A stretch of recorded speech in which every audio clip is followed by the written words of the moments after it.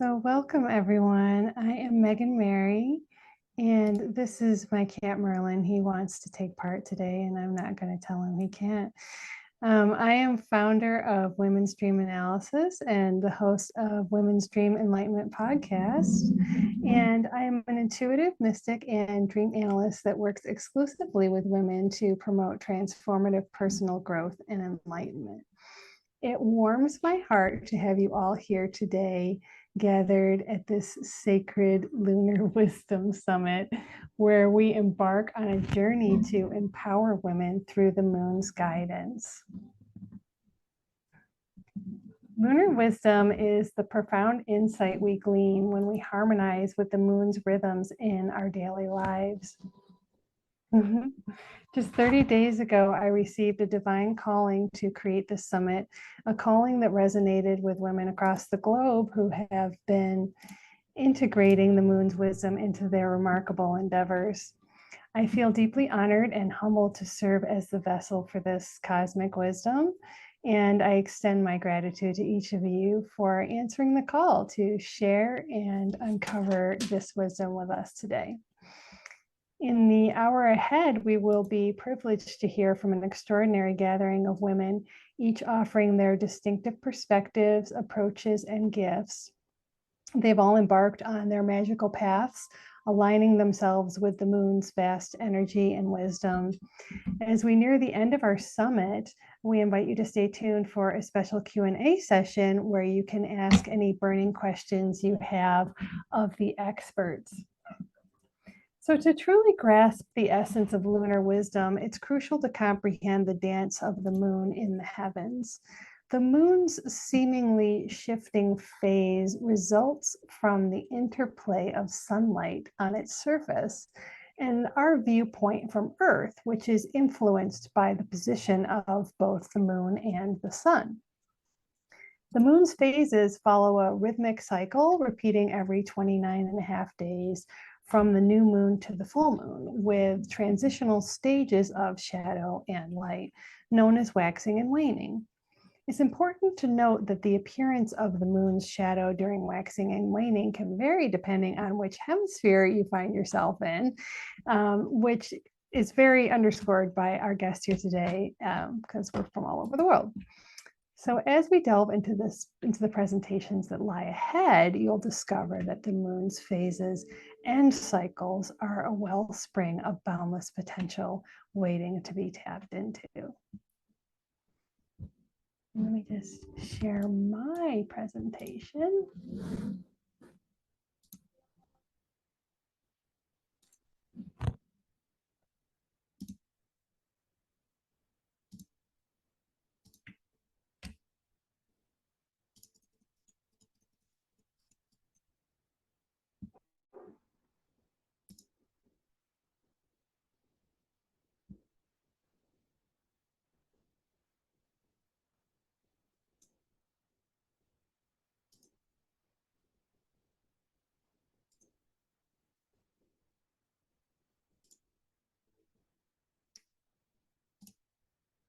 So as we embark on this mystical journey, I shall begin by unveiling my unique dream analysis method, the dream mirror method. Through this method, I will demonstrate how you can harness your intuition, connect with your higher self, and set forth on your path of self-discovery and spiritual enlightenment, all while harmonizing with the moon's phases. In 4 steps, you can arrive at the hidden meaning of your dreams, just waiting to be unlocked. So in 5 minutes, I'll take you from mystery to meaning. Step 1 is memory. To harness your dream's power, you need first to remember your dreams. Keep a dream journal. There are numerous ways to improve dream recall and harness the power of your dream world. When you first wake up in the morning, before you get up, try to remain still with your eyes closed. Recall your dream in as much detail as possible, leaving nothing out. No detail is too small. Concentrate on the last thing you can remember. This may be all you need to start jogging your dream memory. Pick a title for your dream as if it were a story also. Step 2 is mood. Our brains may have many parts, but each is responsible for a different aspect of processing. And when we dream, the associative cortex is active, allowing our subconscious to make associative connections between our dream language and our waking life. The area of our brain known as the limbic system is the part of our brain responsible for our emotional regulation. This part is very active during dreams, which explains why our dreams are often emotionally driven, feel so very real, and leave us feeling as if they really happened. In your dream journal, record, highlight, and focus on specific emotions and feelings you experienced before, during, and after the dream. Capturing and analyzing the emotions you experience in the dream is essential to uncovering the hidden meaning. Step 3 is mirror. Check your dream mirror record and explore what was the setting, what people were present, what situations took place, and what actions did you witness or undertake. Make note of colors, numbers, and objects. Dreams are a mirror of every experience we've ever had, recombined into a special story to send us a message from our higher self. And step 4 is metaphor. Dreams are filled with rich symbolism that can tell us a lot about our lives and our emotions. Every item present in a dream has significance. Take note of various objects and symbols in your dream and decode your dream language as a metaphor for your waking life. Also note the elements. The air, fire, and water, and earth elements all have representative qualities as well. Finally, combine the memory, the mood, and the mirror, and the metaphor, and you've arrived at the ultimate meaning of your dream. So you're empowered to unlock that hidden meaning by following this process, which I really feel is the key to the doorway to your dreams. Now, I want to talk a moment about the enchanting dance between our dreams and the lunar cycles.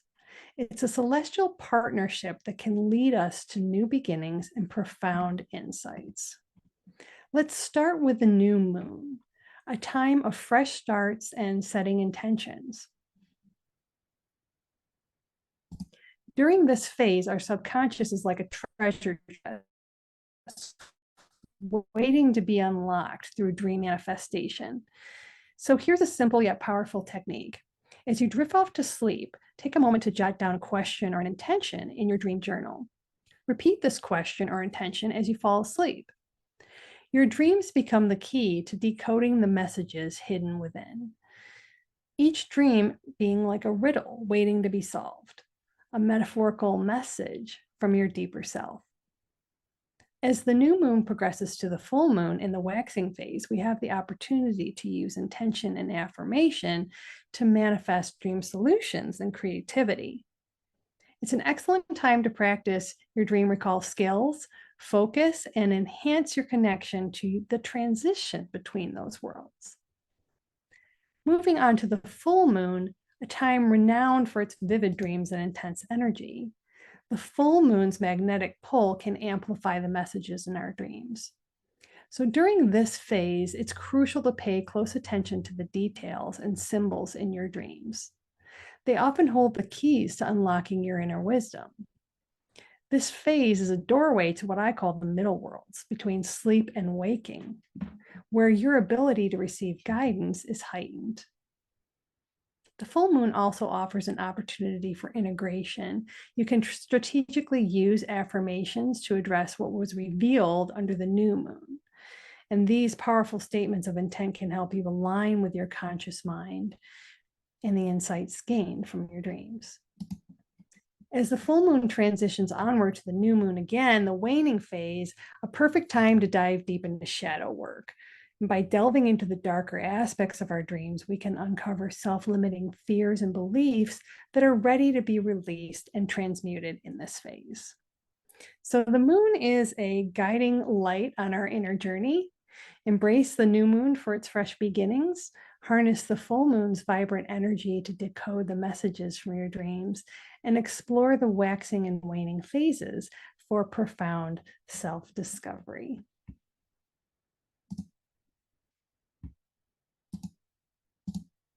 So first we're going to hear from Lisa Higgins, The Moon and Menstruality, Unleash the Cyclical Wisdom Inside. Hi, Lisa. Hey Megan, thanks so much. I'm really excited to be here and to kick off. Um, so yeah, I'm going to share a few slides, but I'll do that in a sec, just to explain a little bit more about what I'm talking about. So shall I go ahead? Yeah.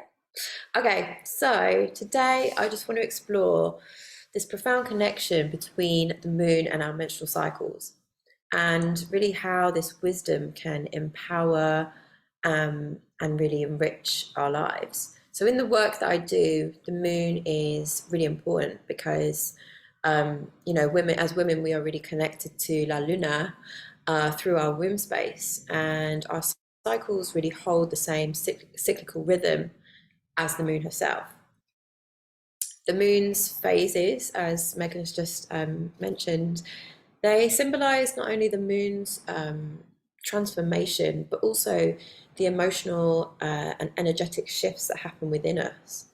So, from the sort of fresh new intentions, new beginnings of the new moon to the full moon's real illumination, each phase has this unique energy. And then as women and people, some female at birth, our bodies, just like the moon, follow this cyclical pattern as well.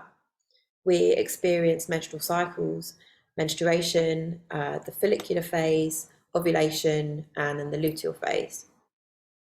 And really understanding these phases and these hormonal nuances that happen is really key to embracing this inherent wisdom and power that we have.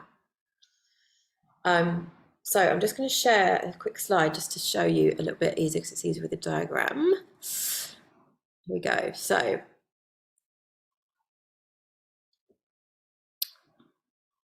see that all right? Yeah. So if we have the, we consider then that at new moon we set intentions, and that's really sort of the energy, as I said, of new beginnings.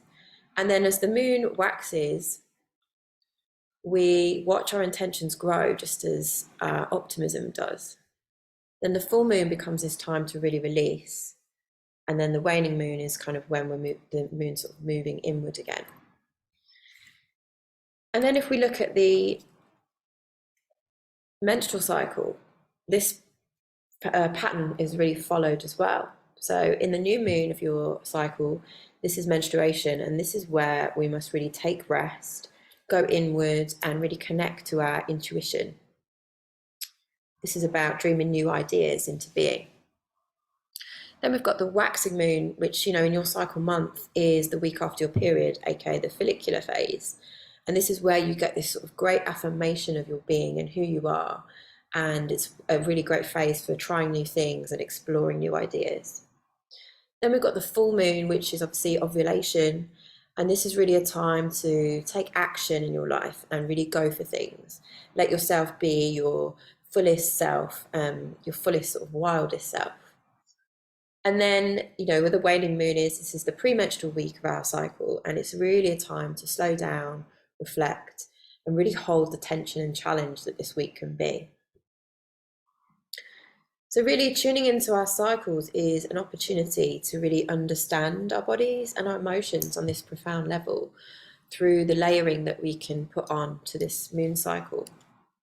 And if you don't have a menstrual cycle, then you can also use the moon cycle to really live this cyclical pattern as well and feel this connection. The moon can also be a really great support when we lose our menstrual cycles during perimenopause and menopause and into postmenopause life. And you get to realize that we are still held within this cyclical pattern through the moon. And, in this way, sort of as we change through life, the moon is always a constant source of support for us. And just a few other similarities I just wanted to point out. So the word menstruation actually derives from the Latin and Greek word for the moon, which is mene. The average menstrual cycle is 28 days, the average lunar cycle around 29. And then, in ancient Greece, physicians believed that the moon and the monthly cycle were linked. And during a woman's period of menstruation, she was thought to be spiritually and mentally powerful, which I would definitely agree with. Also, many Hindu and Buddhist traditions also point a link between the lunar cycle and menstruation. According to Ayurveda, blood, or Ratka in Sanskrit, is actually governed by the moon, which is Chandra. And they traditionally believed that women were healthier when their cycles were syncing up with the moon cycles.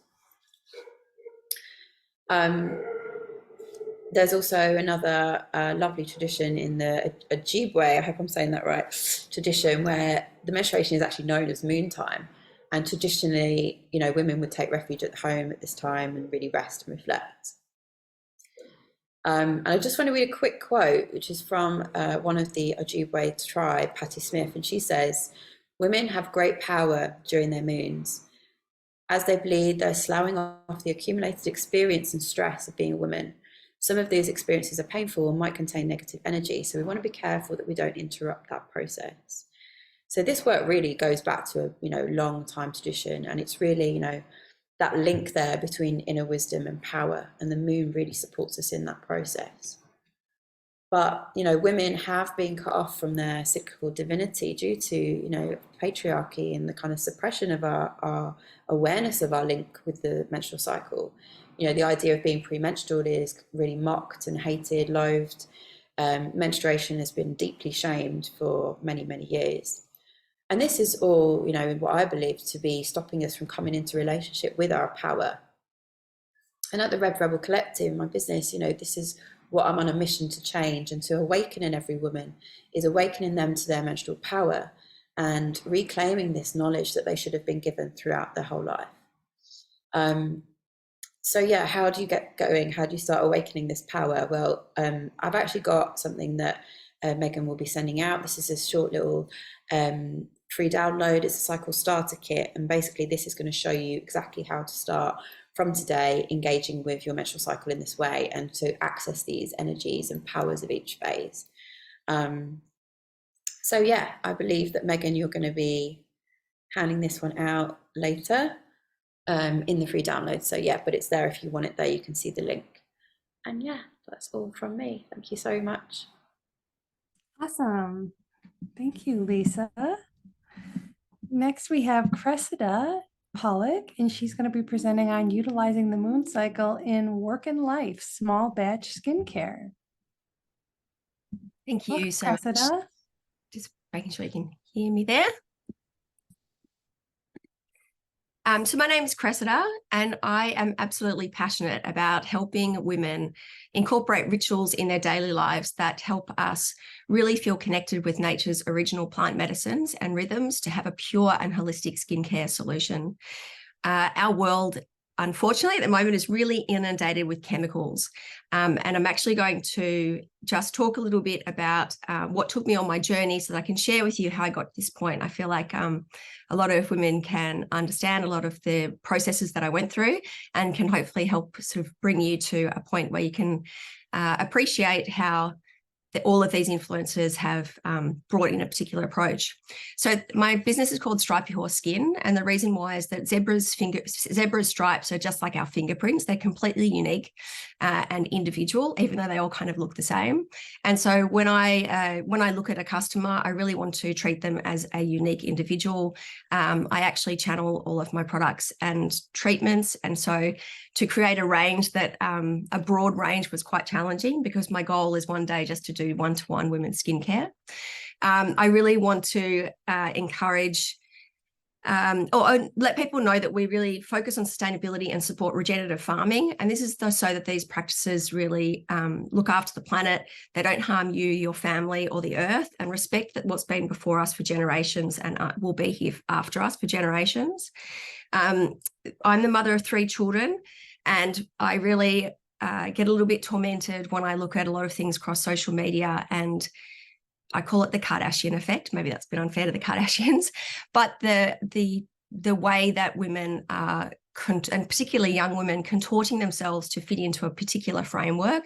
And it just really worries me what my sort of, 13-year-old and 9-year-old boy, will they even know what women look like, and especially what an older woman looks like as they get older? And I actually encourage you right now just to see if you can pull into your mind the vision of an older, beautiful woman who's completely resplendent and comfortable with herself, including wrinkles and grey hair. And in saying that, I'm probably never going to stop dyeing my hair. But anyway, it's not even something that I think is close to us these days. It's really hard to access that. There's such a focus on youth, the youth and beauty of youth, that we don't even really appreciate sort of the skin that we're in. So for me, after years of mental health struggles as a teen, and then at 22 years of age being diagnosed with Crohn's disease, I spent most of that decade of my 20s in hospital more than out of it. So that illness really took me on a bit of a journey to understand the power and the limitations of the traditional medical system, and ultimately to the creation of my skincare range. But I believe that every woman has this unique ability to find this healing process within them and uncover that radiance to their skin, because the skin is a reflection of our internal world. It's not just our health, but also the way that we think and feel. So just as the moon cycles offer us that regeneration and rebirth, we can also follow our own process to uncover our own inner radiance and keep it throughout all of the different phases of our life. I love teaching holistic wellness tools that combine natural healing methods, conscious nutrition, and connecting with energy, but also living aligned to those cycles of the power of the moon cycles, and also removing the toxic chemicals that saturate our personal care, food chain, and cleaning products. And then they leave us feeling more vibrant and radiant than ever before. So how does the lunar wisdom or the moon cycle influence our brand? So just to take you back a little bit, has there ever been a time when you've felt uncomfortable or experienced frustration being inside your skin? Or maybe it's that you're suddenly invisible as you get older. I'm very quickly approaching 50. And all of a sudden, when I walk down the street with my 18-year-old daughter, it's really an interesting observation just to see people look straight past you. And it's completely okay, but it's just really embracing that new phase of my life. And so I noticed that for women that it happens often during that period of hormonal shifts as we start to menstruate, and then also during the childbearing years when we go through pregnancies, which obviously have massive hormonal shifts, and again when we come into that menopausal stage as well. So this, what really brought me to this was that I have had my whole life felt like I didn't fit in. I didn't really feel comfortable at school or in any of my early education periods of processes. I just felt a bit different. I didn't really understand myself. I just knew that I was not the same as everybody else. And it's really not until now that I truly embrace that. And I realized that the beauty of me is all the things that make me different and weird and unique. And I absolutely love that about myself. And I want to bring that to other people. So when I was battling with that autoimmune disease, I really just felt like I wasn't sure what I'd ever be able to do with my life. I was so unwell that I could not even envision that there was something ahead of me. But when my daughter arrived, I had this newfound purpose. Not only was my heart full and I thought that I would be able to repair the wounds of my childhood just by being, but parenting my babies, and that was the purpose that I was here for. I didn't even realize that was the start of actually what my true life's purpose is, which is bigger than just my beautiful babies. So while caring for my daughter, I found myself, rather than focusing on what I couldn't do because I was unwell, I was just determined to get better. And I was determined to become the strongest version of myself, not just as a mother, but as a protector for my baby child. I quickly learned to trust my own intuition, which was something I had lost over the years of following medical advice and treatments that just didn't help me feel any better. And I really had disconnected from that ability to listen to the language of what my body was telling me. And all of those symptoms are actually our bodies telling us something. So once I'd felt like my body had betrayed me, mental health conditions, eating disorder, addiction issues, and then the autoimmune disease, I realized that all of that was the gift that brought me to the place where I am now. I'm now an incredible advocate for my children and for my friends and family and the women in my community. And I love to give them an understanding of the wonders of the natural solutions for health that are around us. So when I looked at myself with this different perspective of seeing myself through the eyes of my daughter, I saw myself in a new light, the need to rise above my own insecurities and learn behaviors and become the role model that was absent from my life. My mother loved me deeply, but her struggle with alcoholism and self-hatred left scars that really left an impression on me. So we now are inventing products that sort of redefine natural skincare. They're not just something that you slap onto your skin, but they also offer a relationship where nature's powerful medicine actually communicates directly with your cells. And so when I'm creating these products, or actually just channeling these products, I really feel that they're just speaking directly to your soul. And I've actually had some beautiful feedback from clients that really say this. Of course, I've got no studies that show it, but I know that the trajectory of my business has completely changed since I really embraced that side. So when I go and make a choice as to where I'm going to source the products, the ingredients that go in my products, I really make sure that I speak to the farmers. I want to make sure that they respect and treat the land well, that they're avoiding toxic chemicals. And I really hope that that is felt through the products, that you can feel every step of the way that we're making choices that are right for the planet. We incorporate lunar energy into the handmade skincare by, I've interpreted biodynamic farming practices. And so I make different products at different times of the month to supercharge the result that my clients get. And every bottle has a lunar charged crystal inside it. I want women to find skincare easy and uncomplicated, and also to be a beautiful ritual in their day. I don't want it to take too long or be a bajillion steps, but if you'd like it to take a long time, then you can also do that as well. So our unique manufacturing process follows the month's lunar cycles, and we respect the rhythms of nature and align ourselves within it. Can't reveal too much because obviously that's our secret sauce, but they really embody the energy of the moon into each and every product. So one of my cherished customers described it like this: what is in this bottle? Honestly, applying my bright eyes and nightlight before bed is one of my most simple, nourishing self-care rituals of the day. There's magic in these formulas, I'm sure of it. I'm absolutely sure that that magic is nothing that I do. It's just that it comes through me and it shines through in the products.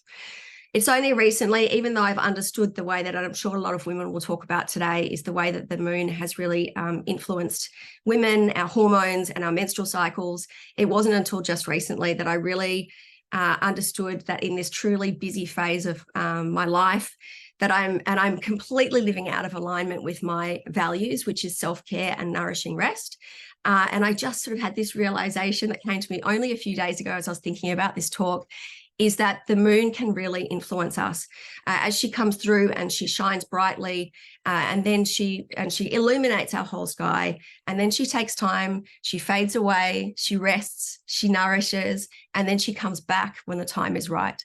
And so as in contrast to this kind of busy hustle culture that we find ourselves in, where we're constantly asked to be on all the time, I really just keep being reminded that we can, if we follow this beautiful process of coming forward and shining our brilliance and then taking rest, I think it's a wonderful thing that we can pass on to future generations and especially to our children and the young people in our lives. And so I just would like to thank you all so much. I encourage you to really to reach out if you feel pulled on social media. I'll drop the link in the chat later. But that I can help you find your own naturally radiant skin, and then also to embrace rest and relaxation, which is such a crucial part that women are often missing in this at this time.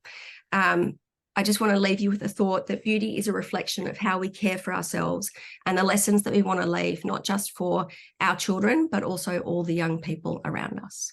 Thank you. Thank you so much, Cressida. Thank you for sharing your story about your autoimmune struggle. I definitely can sympathize with that, as I know so many women can. Next, we have Denise D'Amijo, and she will be speaking on giving reverence to the moon. Hi, Denise.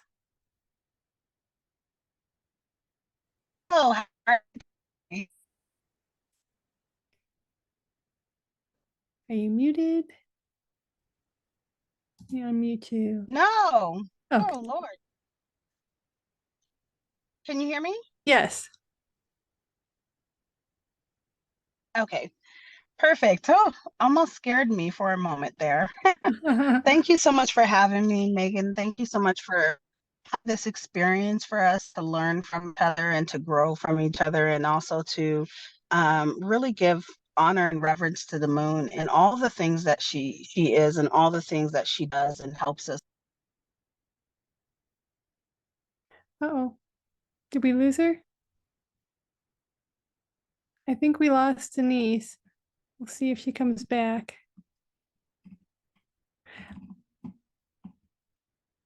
Can you see me? Now you're back. You cut out. Okay. Oh my goodness. Wow. Sorry about that. I was on for like two different people and I guess nothing happened. All of a sudden. I'm Okay. glad you're back. Once again, thank you very much for having me.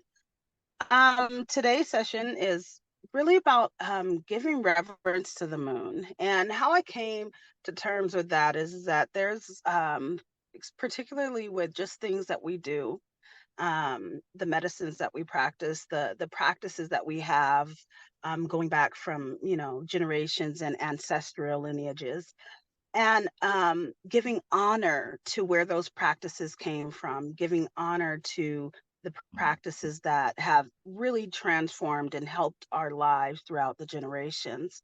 And with the moon, the first time that I was really introduced to this spiritual side, one of the first medicines that I was introduced to was the moon and what the moon could transmute and transform for me.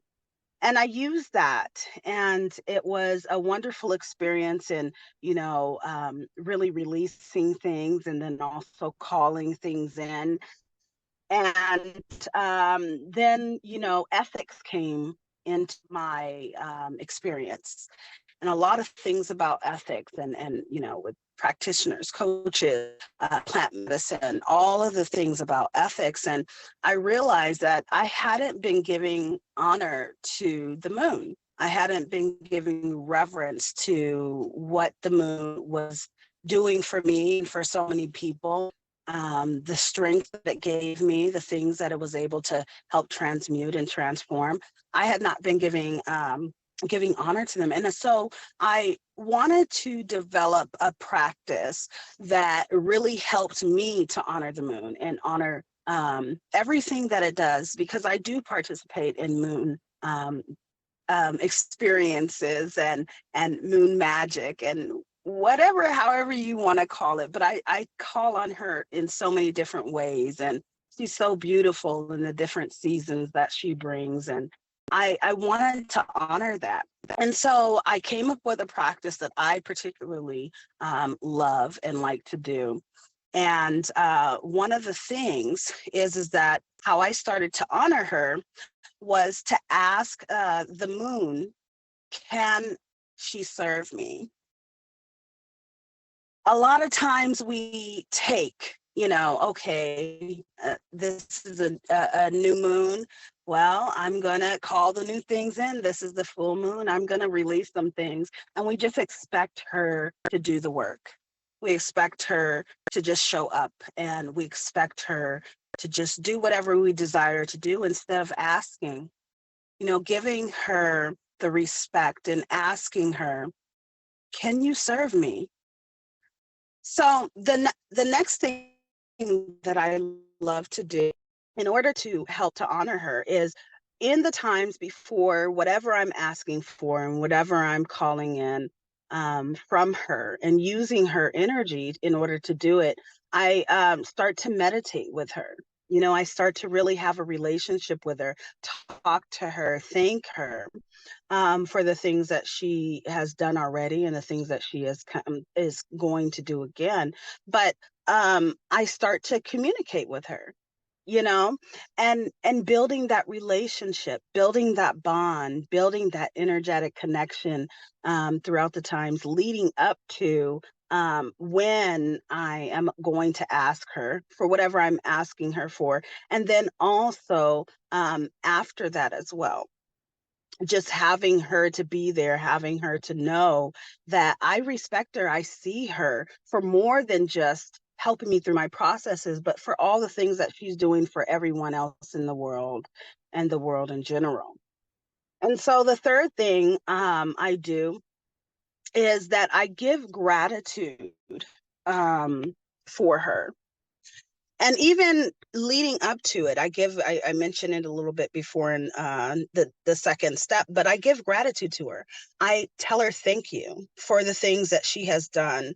I also tell her and really kind of like have my own special prayer that I give her, just to let her know that she is seen, that she is respected, that she is honored, that she is needed in so many ways. And thank you so much for showing up in this time, in this state, continuously. Every single, there's not a cycle that she's missed. She's continuously showed up from centuries, thousands of years, continuously shown up, and giving her that gratitude experience of that. And I feel like doing that has also made what I'm asking for more powerful, more potent, more meaningful in having that respect for her. And so the moon, just giving the moon the reverence and the respect, the honor, and also respecting myself, that I'm not on the side of just taking, but I'm also on the side of giving, is something that is very meaningful for me and for so many other people. And so that I hope that, the people that are listening here can take something from that and really, whatever that practice may look like for you, give the moon the honor and the respect and the reverence that it deserves. Awesome. Thank you so much for that, Denise. It's a lot to think about, and I agree so much. Thank you. Next, we have Georgie Doherty, and she is going to talk about how to harness the energetics of the dark moon. Georgie. Thank you, and hi everyone. Before I start to share my screen, I just wanted to share why the dark moon, because that was the first thing that came to me when Megan asked, and I said like, why that particular one? And I have been fascinated with the dark moon and studying the dark moon and practicing the dark moon the last 3 years during my third and fourth pregnancy, birth, postpartum, all during a pandemic, and meeting my new partner. And so the dark moon became my saving grace, and understanding her, as well as connecting with beautiful women twice a month at my Lunar Life events. So it's just such a sacred space, and I love teaching this and bringing this into my practice. It has transformed my life and pretty much anyone that comes into my space. And so today I just wanted to practically share this with you. So let me just hit my screen. This one. Okay. Okay, yes. Okay. So I want to just talk about, yes, how to harness the energetics of the dark moon. So before I sort of share where that is, I just want to give you a feeling on understanding where you might experience the dark moon in your life. And we have already spoken about it. It's been mentioned a few times from these other beautiful women. So fascinating how the moon comes into our lives. So it's simply like, during times of transitions, endings, it's the feminine, when you're going through healing, at the time of transformation, winter, when you think about when winter comes, is those darker times, we go inwards, and so does nature. When we menstruate, we just spoke about, I love that. The last month of pregnancy, the fourth trimester, which of course is not as we've spoken about as much, but it's getting there. But the fourth trimester is very much, well, in my experience, and especially my last two pregnancies, of understanding that importance of the fourth trimester, menopause, aging, death, of course, personal loss. So anything where we sort of our life has structure and sense of identity, and it's sort of we've lost it. So relationships, job, belief system. So if you can see, when we go back a few years ago when the world sort of shifted of what happened, there was a lot of loss going on there. And that was sort of when I was called with the dark moon energy, and to study that a little bit more. And I just wanted to say the dark moon is very complex, just like the moon, all phase, very complex, many layers. And so I chose something that was as simple in the 7 minutes that I got to speak to bring in this beautiful moon. So I hope I've done it justice, but just a little bit to understand more of it. So when life is, of course, perceived as that linear perspective, the closure phase of the dark moon is like, it's the end, the absolute final. A great way that I thought about it, because, you know, when we're menstruating or just times before we start, it sometimes can feel like it's the end of the world, right? Everything is just there. Just, you want to just shut it away, and it feels just the end. So that's kind of that kind of feeling, and it brings rise to the fear of the unknown. But when we understand it as cyclical, the closure phase is known as a time of that transition and renewal. And it's a practice and it's a process, and we get to practice that understanding each month. So coming back to, so not only do we experience this phase each month during the dark moon, which takes place, you know, two or three, or sometimes just before the new moon. So if you know when the new moon is, just go back a couple of days, that's the dark moon. So, and it also takes time at different times of our lives, as I just mentioned in the previous slide, which of course can last from several days, weeks, months, or even years. So when we can bring awareness to this energy, and we learn how to harness this, we can move through this phase with peace and faith rather than that fear or panic. So it is possible to, like I said, it takes time. Like I said, I'm in the practice of it. And so I shift from peace and faith, it's all going to be okay, I can move through it easily, and then some months it's not the same. So it's being gentle to yourself on this journey. And so a question you can ask yourself is, how do you respond or react to those sort of darker times of the month or of your life? Okay, so how do we harness this energy? And so for this particular one, I've chosen like the dark moon equals rest. So of course, as we've mentioned before, the Cassandra put so beautifully, is that we are taught and shown since forever, many generations before us, that it's, you know, being on all the time. And so we are shifting and evolving into, you know, rest is part of this journey. It's equal and very important part. And it is essentially the most potent and healing part of the cycle if you choose to accept and embrace that. So it's learning how to harness this energy. So if you have a business, it's bringing that in as well. So it's, instead of the keep pushing until I'm successful, whatever course success means for you, it's learning that acceptance and the appreciation of that natural ebb and flow now. You know, our business as well goes through those cycles of darkness, and it is not, depending of course of the situation, it might just be a time to pause rather than completely quit.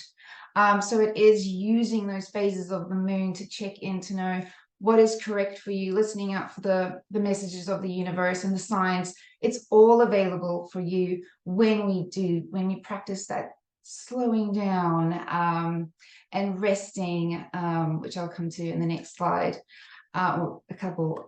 So it is really, we can have that understanding and enjoyment of the process of a business or a relationship. It goes through that ebb and flow. And so I know for myself, I'm practicing the understanding, like, you know, when my partner have a blow up, it's not the end of the world. But in that moment, because I'm still practicing and teaching the teenage part of myself that it's not the end of the world. And so I can take that step back and recognize it and go, oh, hi, that's what that means. And maybe next time when we have an argument, I can approach it with my adult self rather than my child or teenage self. And so this is the practice that we get in our business relationships, being a parent, so any area of our lives that you're working through it at the moment as well. Rituals.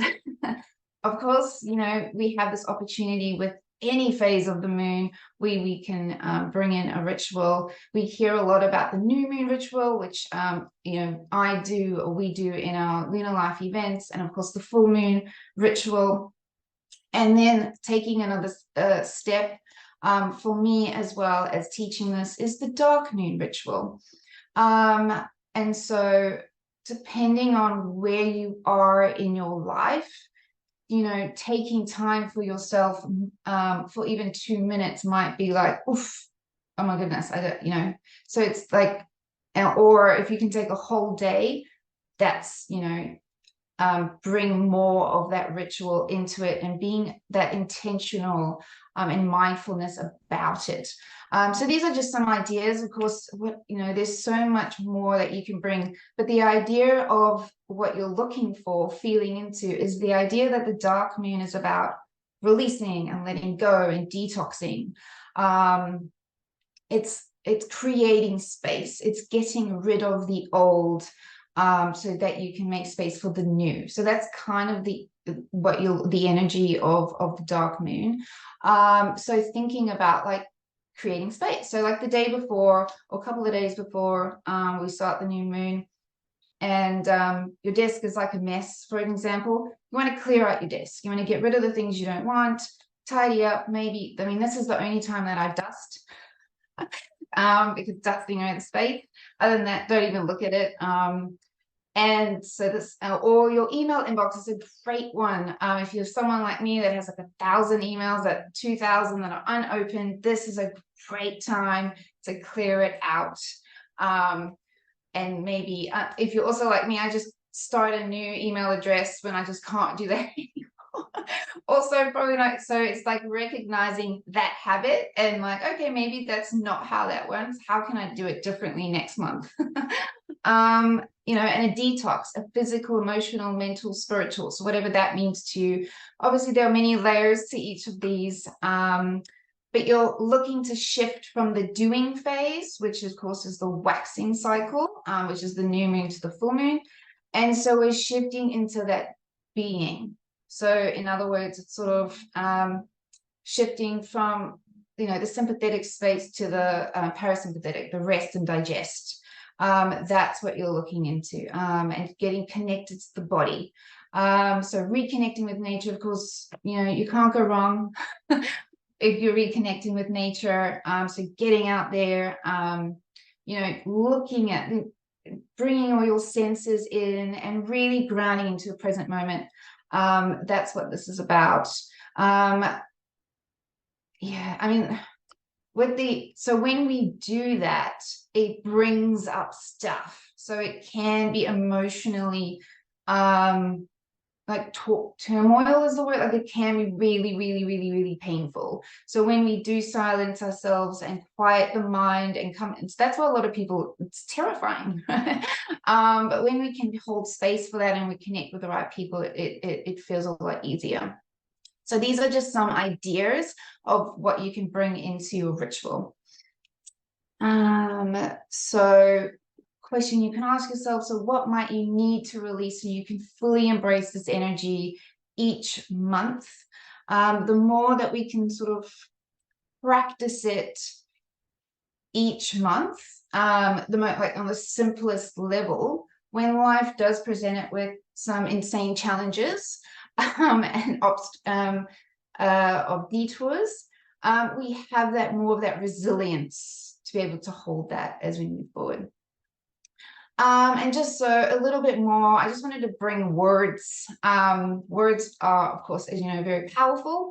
Understanding a little bit more about the dark moon for yourself and what resonates.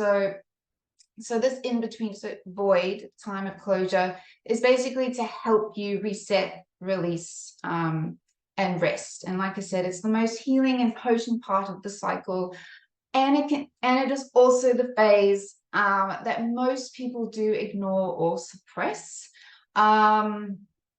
which of course is a whole nother conversation in itself. And so giving yourself permission to honor this phase each month, this is what it wants, that it can look like: rest, renewal, silence, stillness, reflection, slowing down, pausing, introspection. This for a lot of people can be really triggering. So depending on where you are in your journey, like I said, start slow and recognizing maybe even the behaviors of, so when the dark moon, like the actual dark moon phase presents itself, or a particular time of your life, how do you respond or react to that? So looking at the most simple of your behavior. So here, so bringing awareness, of course, is key. What we don't know, we don't know. Until we do know, we can start making some shifts and changes. So these, of course, are some things that happen. Is not a whole complete. We are all different and respond differently. But these are just some ideas to maybe get the mind working of some of your behaviors or family or friends' behaviors that you might recognize. So when we do ignore our body's need to rest, it can look like keeping busy, procrastinating, overeating, sugar. So it's like, that trigger of I need to eat that sugar, drinking alcohol, smoking, scrolling through social media. I do appreciate these have many layers. So just keeping that in mind. And also, on the other thing, when we do choose to rest, sometimes we are presented with feelings of guilt, shame, and rejection. So just simply recognizing this behavior and these feelings that present itself, and just recognizing and feeling it in the body. And it's okay to choose to have that chocolate. If I just wanted to say that as well. So depending on where you are at, if it feels safe for the body to feel those things, and then you go, okay, I felt that, I don't want to feel that anymore. I'm just going to eat the whole block of chocolate. Own that. And that's kind of, the practice of this dark moon. And yep. And an affirmation, because like I said, when we start this journey, sometimes it doesn't feel safe to rest. The body isn't, there are many layers to that as well. And so an affirmation that you can use while in practice, and even sharing it with your partner, or family members or friends, it is safe for me to rest. Rest is productive. Rest is healing. So that's that.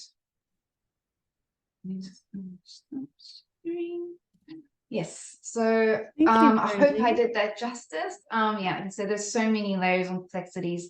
I could speak forever. So thank you for letting me share my dark moon energy with you all today. And yeah, thank you. Thank you, Georgie.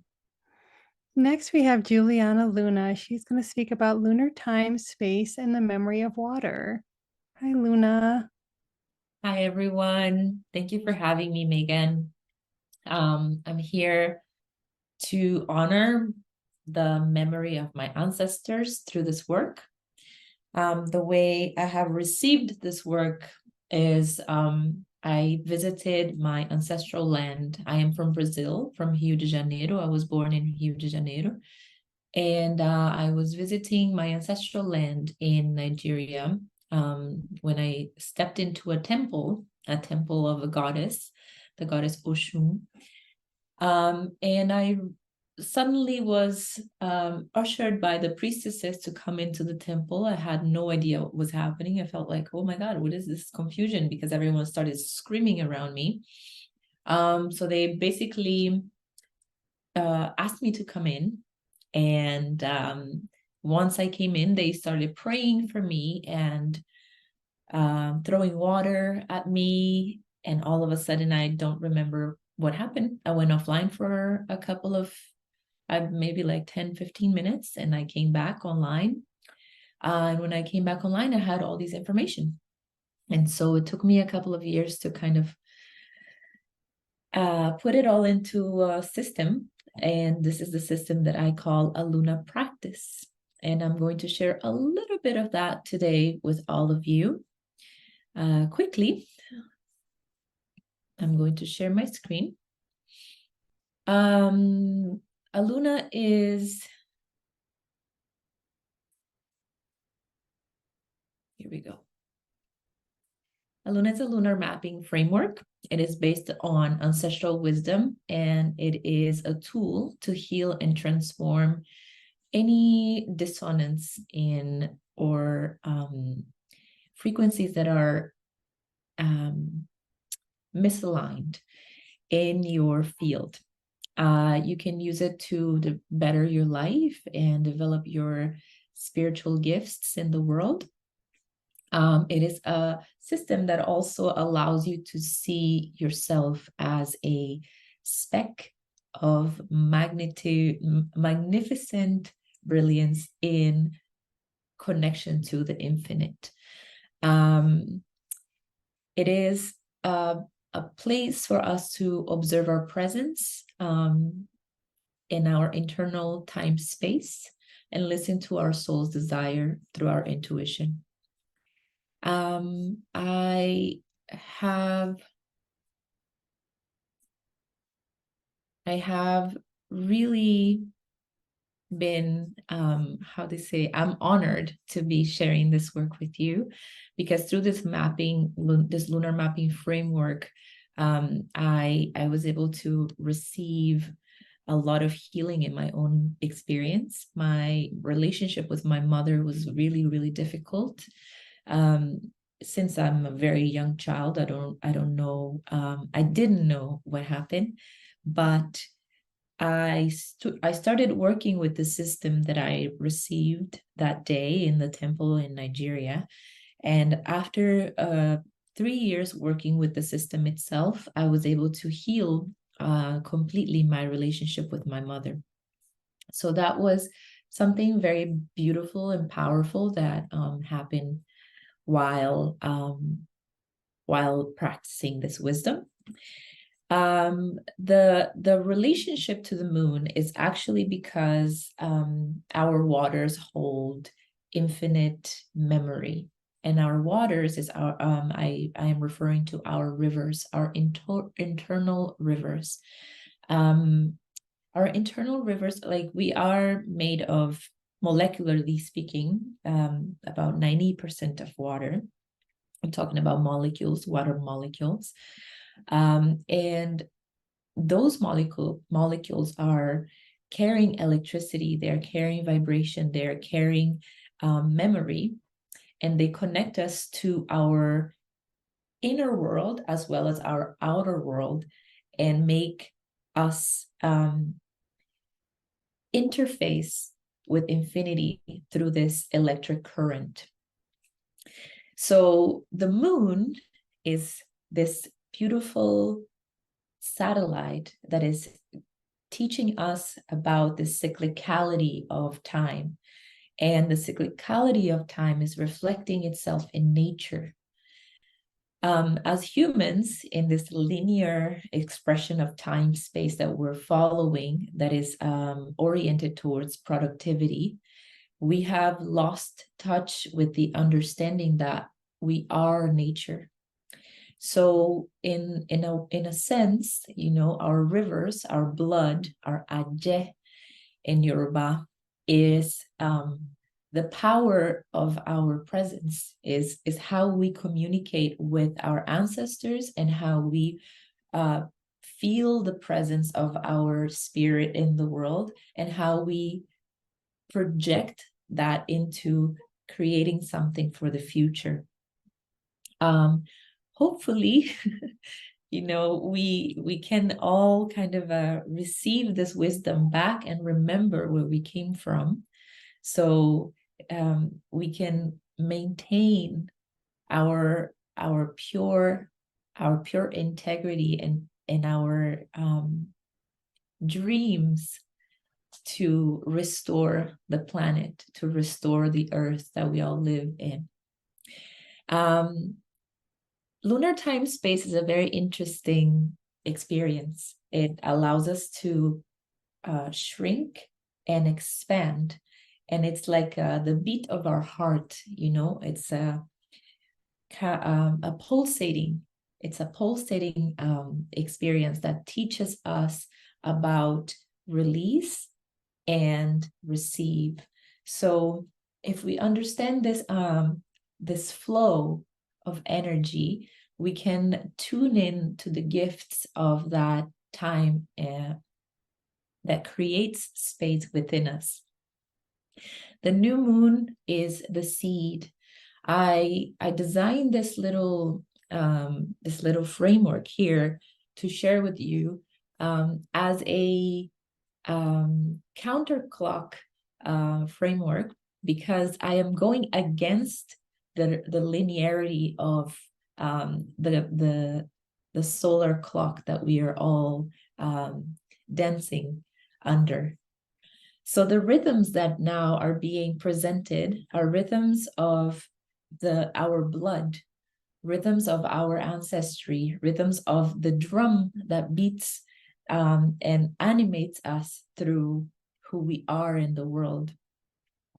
The drum is the beat of our heart, is where the waters are moving and how they are connecting us to ourselves, to nature, and to each other. So in our new moon, we're planting a seed, and that is the seed of being in our brilliance. How can we receive the brilliance, and how can we express it at the same time? So the brilliance is the dream of our ancestors, is the dream that our soul holds, and is also what we are here to leave as a legacy in the world. And in order to receive that, we must be quiet. We must be geared towards our internal selves. And as we progress in this counterclockwise expression of time, coming out of that contracted state, which is that resting, that internal, more inwards state, we now start to receive the influence of the light in our experience. And the moon starts to shapeshift. As we start to receive that information, we also feel a shift in our attitude towards the world.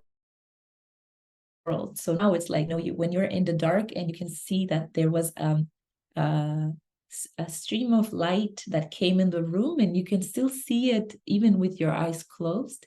That is what it feels like to be in this phase. And that is the compass that guides me towards that dream that I had just meditated, and I received it as a seed.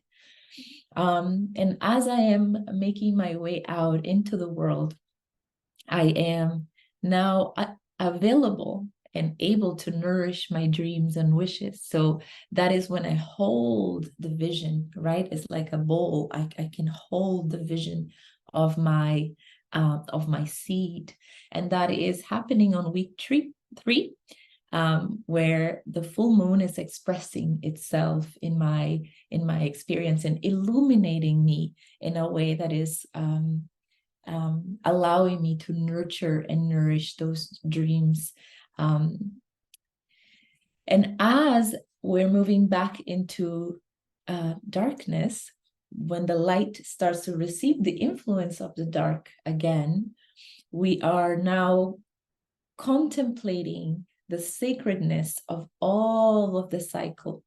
And that contemplation requires ritual, requires looking at what we learned as the seed, looking at what we learned in the journey, and releasing what has not served us in the process, and keeping the things that are nourishing us through this passage, through this crossing of a portal back into darkness. So to let go what is no longer needed is to leave your offerings at the temple and pray and really, really tune in with the divine in order to align yourself back into that dream once again. So what is this what is this framework supporting you in? It supports you in attuning to your emotions and accepting them, understanding that all of it is part of the journey, and making space for radical self-love, recognizing generational toxic patterns that might be given to you by ancestral threads that have arrived in your life by a way of lineage. Learning about your rhythms and understanding your own unique expansion and contraction of your being. Creating a work play agenda outside of a burnout culture, so it attunes you to your own inner time and really allows you to embrace your full emotional landscape without guilt. Understanding the moon cycles and their effect in your body through a perspective rooted in Blackness. Everything I am sharing through this system, it is based on my ancestral lineage wisdom. And making space for flow. Remember how to connect to your ancestral power through heart-centered perspective shifts. So if you'd like to learn a little bit more about this, you can always contact me. Aluna is a, it's a gift, my gift and my ancestors' gift to the world. This is where you can find me if you are interested in learning more about my work. Thank you so much for the opportunity of being here. And I hope my words have resonated with you. And I honor you. I honor your ancestors. I honor your bloodlines. Thank you. Thank you so much, Juliana. I really appreciate it. Lastly, we have Ruth Faye, and she's going to be talking about writing with the moon, how to use the lunar cycles to bring ease and flow to your creative expression. Hi, Ruth. Hello, thank you so much, everyone who has already presented.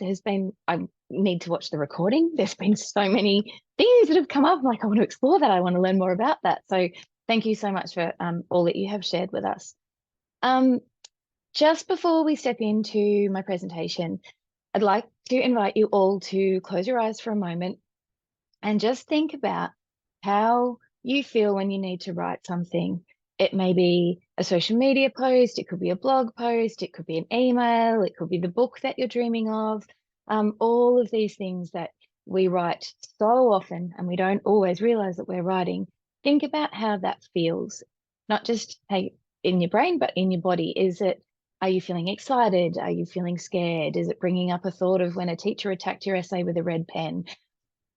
Just tap into what sort of feelings are coming up there, because what I want to explain to you is how I have learned to use the cycles of the moon to help me with my creative expression, with my writing, and with breaking through those writing blocks and fears that come in.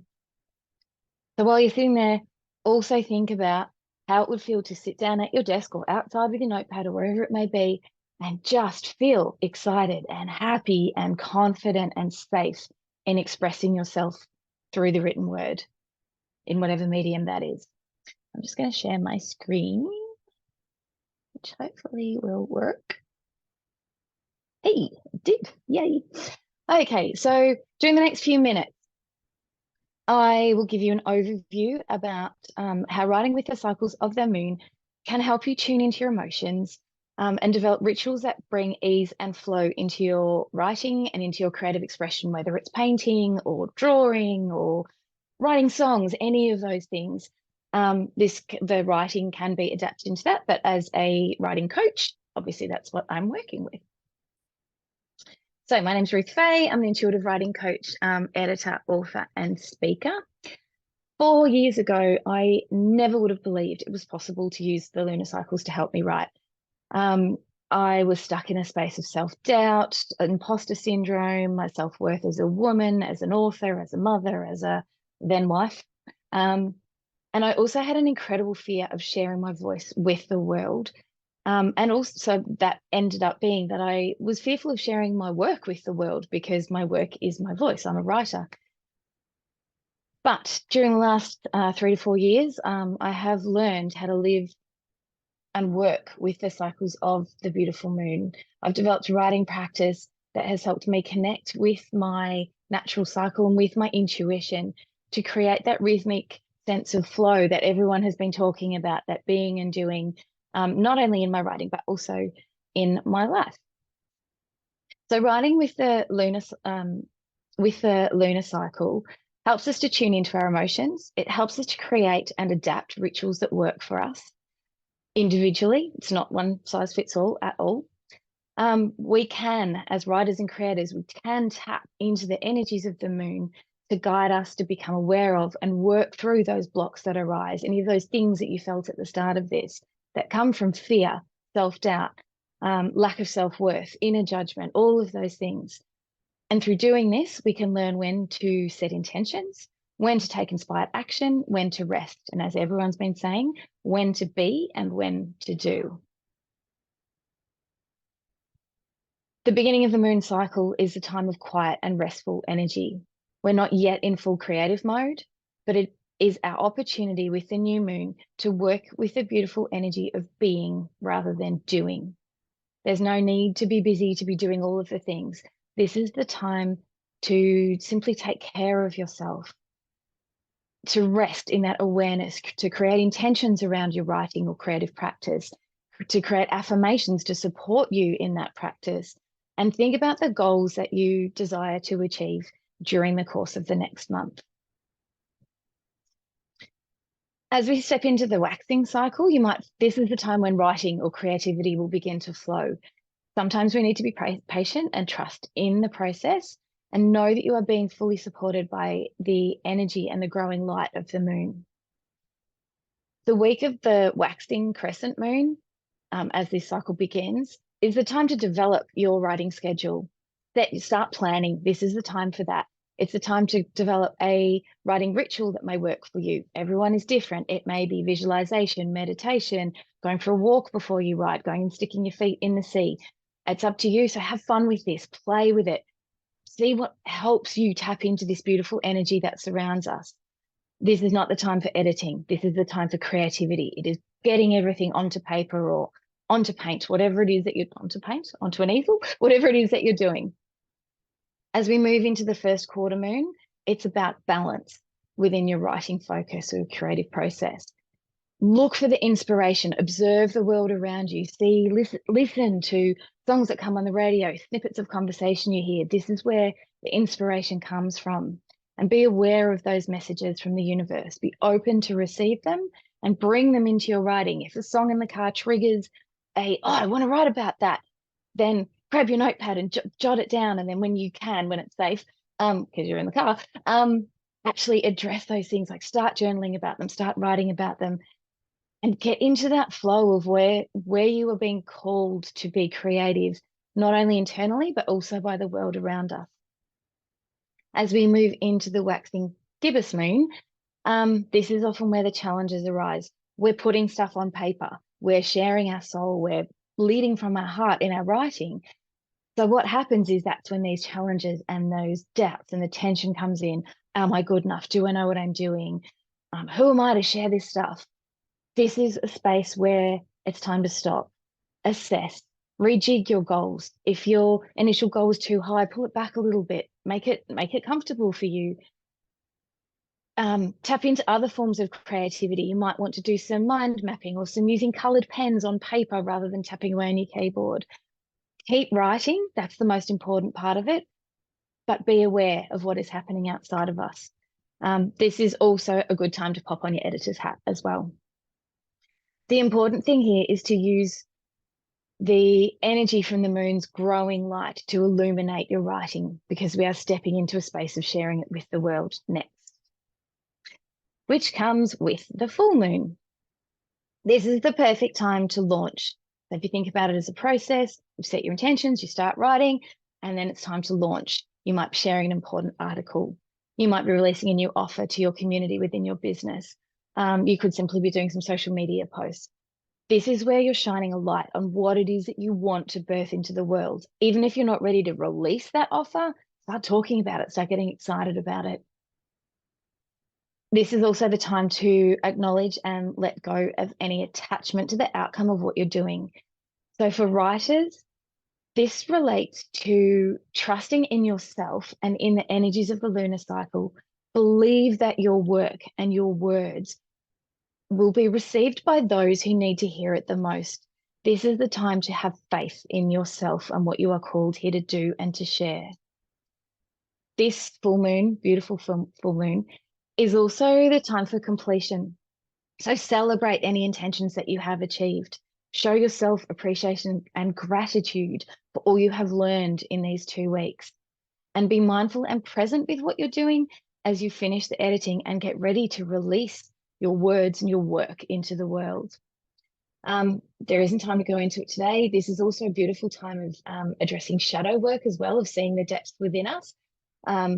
So that's something we can maybe talk about at a later date, but be aware that this is often a time for heightened emotions at the full moon as well. So don't overthink them. Use this energy to drive your writing and express, like fully express who you are. As we step into the waning cycle, we're moving back into that space of being rather than doing.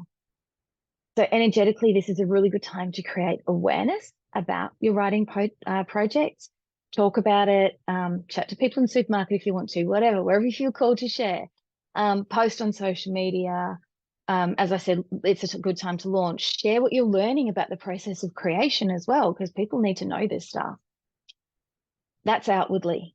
Internally, the waning cycle is a time of reflection and awareness about what might be standing in the way of achieving the intentions that you set during the new moon. Step away from the guilt and shame here if you haven't achieved your intentions. Celebrate what you have done, celebrate what you've learned, and rejig them, as I said before.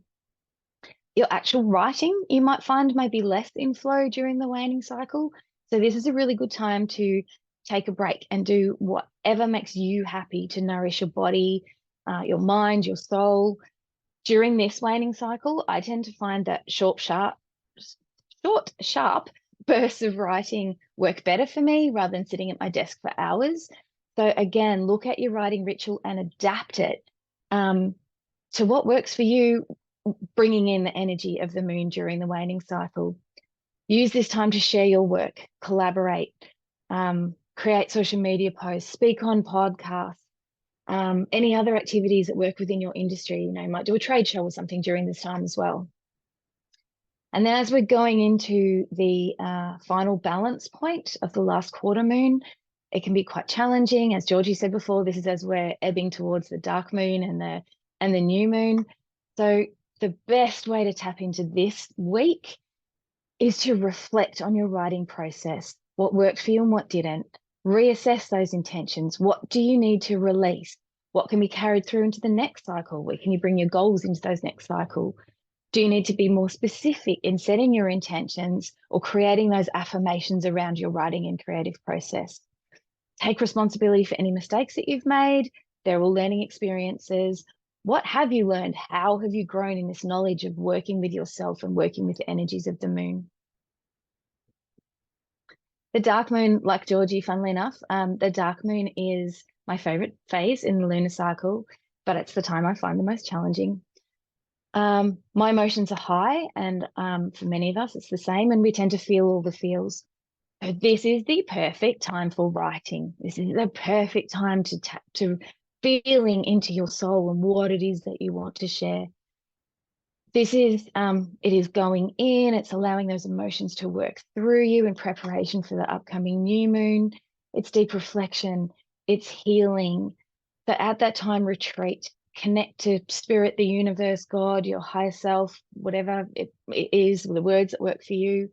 Journal, write in your journal, feel those inspirations of your raw, your unfiltered feelings. And take note of where you're being guided to explore as you're moving into the next month and starting to really write again. As Georgie said before, this is also the perfect time to declutter your desk, clean your office, work through your journals or your notebooks or whatever, and organize everything so that you're starting the new month with a fresh and clear outlook. What I find with this is that it is fascinating in so many different ways how our cycles mirror the cycles of the beautiful moon. Our creativity flows as she ebbs. And we can be guided by that beautiful light within our writing, within our creativity. That ever-changing light in the sky is a beautiful reminder that we are doing that as well, and our creativity ebbs and flows during the month as well. So if you're ever feeling blocked or you're ever feeling stuck, that is a time, walk outside, just look up. And that will give us all the inspiration and all the energy that we need to keep moving. Thank you for listening. I hope this has helped. If you have any questions, feel free to reach out. I'm happy to explain this at any time. I love talking about this stuff. But I hope that this has given you a small insight into how the changing energies of the moon can help us tap into our intuition and create more ease and flow in our writing and in our creative process. So thank you very much. How do I stop screen share? There we go. Thank you. Thank you so much, Ruth. And I absolutely love your PowerPoint. It's adorable. So as we conclude this Enriching Lunar Wisdom Summit, I want to express my deep gratitude for joining us in this sacred space of exploration and self-discovery. I hope you've gained valuable insights and inspiration to nourish your spiritual journey. I want to invite you to take the next steps towards unlocking your full potential. As a token of my appreciation, all event attendees are eligible for a 20% discount on my self-paced online courses. I encourage every one of you to consider taking the next steps in the dream work journey. You can book a discovery call, a personalized dream session, embark on a dream journey, or take a 30-day dream challenge to dive deeper into the mysteries of your dreams. And I have two special announcements today. One is that on 11/11, I will be hosting the next summit, which will be on sound healing. So be sure to register for that. And I'm also very excited to announce the launch of my new community, which is called Women's Dream Collective. It's an online community where women can share, seek, and support each other on their spiritual journeys. The community is a co-creation, and I invite you to join today to help it grow and thrive.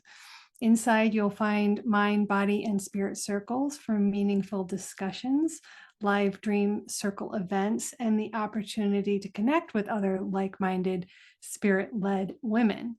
In this supportive space, you can foster connections, nurture your spiritual growth, and find the guidance you seek.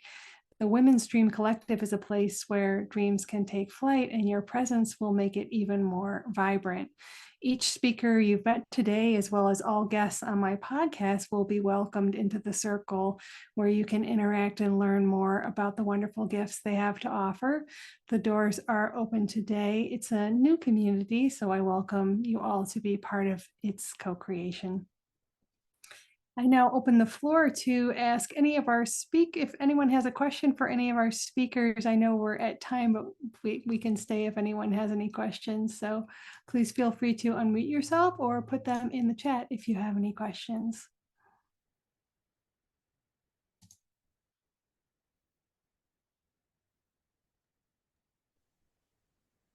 Can I ask a question, Megan? I know I've already asked it of you, but I thought it might be helpful for other people.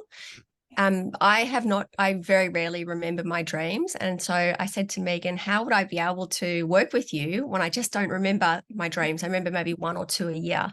And so I just thought her answer might be helpful to any of you that don't remember your dreams as well. Yes, it's a great question. And it's part of the online self-paced course that I created. It involves dream recall tips because I didn't realize really that other people didn't maybe remember them. And so the first thing is to know that you are dreaming. Some people think, oh, I don't dream, but you do, probably 3 to 5 dreams a night. And some people have subconsciously and unknowingly turned off their dream recall for a number of reasons, partly because it's our shadow and it's our subconscious, and we'd rather just not have to pay attention to that. So I have found that meditation is extremely helpful in beginning to access the other parts of our minds, particularly because meditation and sleep and dreaming all share the same brainwave state of theta. And so when we start to meditate, we really start to slow down the beta mind, and we really start to open ourselves up to the other realms of existence and the other levels of awareness. And that can really be one of the ways that we can start accessing. The other tip I always give everyone is start journaling before you go to bed, even if you don't have dreams to write down yet. Start a journaling practice.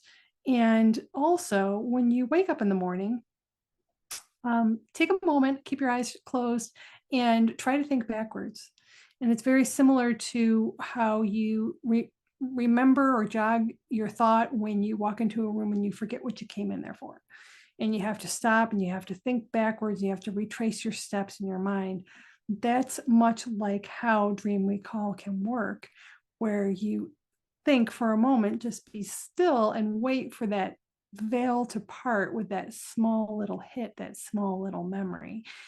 And if you can just get one little hit, then you can write it down at the bottom of the page. And the more you concentrate on it, the more will reveal itself of what happened before that and before that and before that. You start writing it upwards on the page. So you end up with a linear account at the end. So that's another one of the tips. And I encourage everybody to check out the course. There's a bunch of tips and practices in there as well.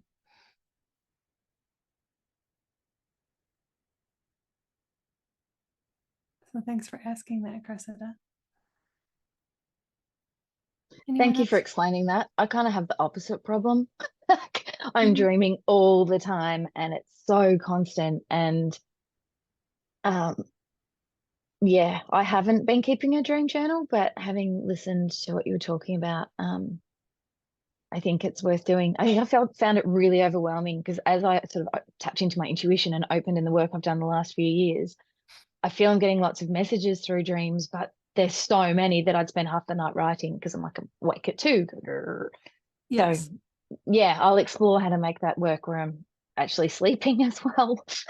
Yes, I've had that problem because I wake up a lot in the middle of the night and I'll remember 6 dreams and it's too much. It's overwhelming. And so at some point when you're on the other end of the spectrum, I feel like it's important to say, okay, yes, they all have a valuable message, but don't feel that you need to sacrifice your restorative sleep or your sanity to try and capture them all, because I've been there. And that's the opposite of productive, right? Because what's going to happen is if you're not getting a certain message, it's going to come back. So yes, there's tons of guidance, and I understand the desire to capture it all because I've been there where I feel like, oh, and then you don't have the time to go back and decode them all too. So it can be overwhelming when you really open that floodgate of intuition. So some people just aren't even paying attention. So if you could even decode 1 a week, you're ahead of a lot of people who aren't even paying attention. And at least you're getting the guidance that you can handle at that point. Yes. Yes, Cressida. Let me ask, so I don't recall dreams at nighttime, but I often find that when I am having things like massages or if I'm meditating, that I have a lot of visual downloads and things. Is that also the same as dreaming, or is it a completely different thing? Yeah. Mm-hmm. I have something that I call the middle messages, and it's basically messages that come to you in that middle world, that space in between theta and beta. And I get a lot of my information that way. I get a lot of messages, a lot of thoughts, a lot of inspiration, a lot of ideas.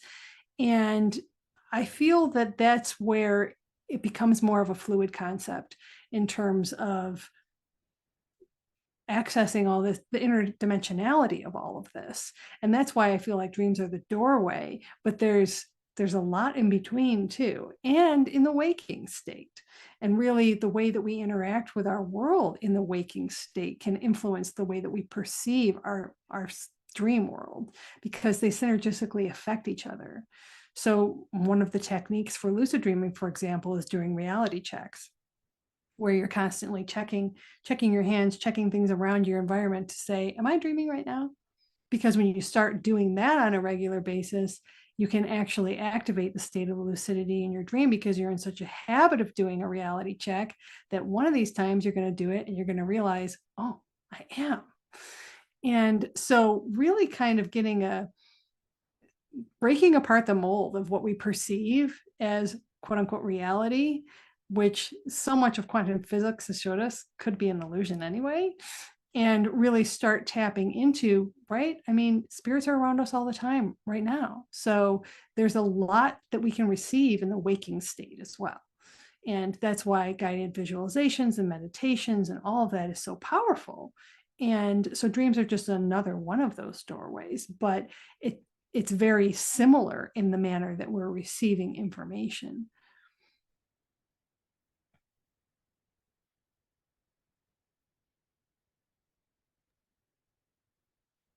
Does anyone else have a question? Because I've got a really curious mind. Can I ask something else? I'm so sorry. Sure can. This is how I end up, wherever I end up.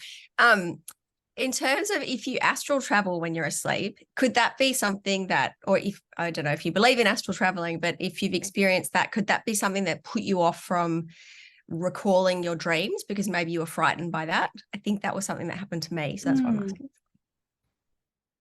Well, I think that if you are not open to the wisdom that your subconscious has to offer, then you're not going to receive those messages and be in alignment with that. So if you're afraid of what you're going to encounter, whether it be a nightmare or a certain scenario or astral traveling or visitations or whatever might occur in the dreamscape, if you are subconsciously fearing that, then you are going to block that subconsciously. And it's part of dream work and part of so many healing modalities is recognizing what those blocks are and clearing them out so that you can come into alignment and you can allow your subconscious to merge with your conscious in a more holistic way, so that you can become aware of those things and start to accept those things and integrate those things.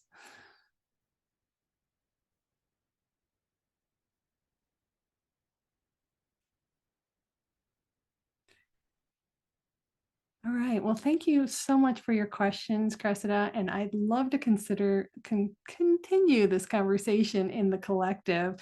So I hope that you all come in, and thank you everyone again for being part of this transformative summit.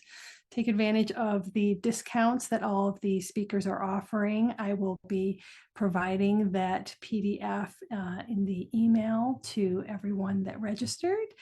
And please feel free to contact me, book a discovery call, a dream session, and please check out the Women's Dream Collective. Together, we can continue to explore the boundless mysteries of our inner worlds. So everyone have a wonderful equinox, and thank you so much for being here.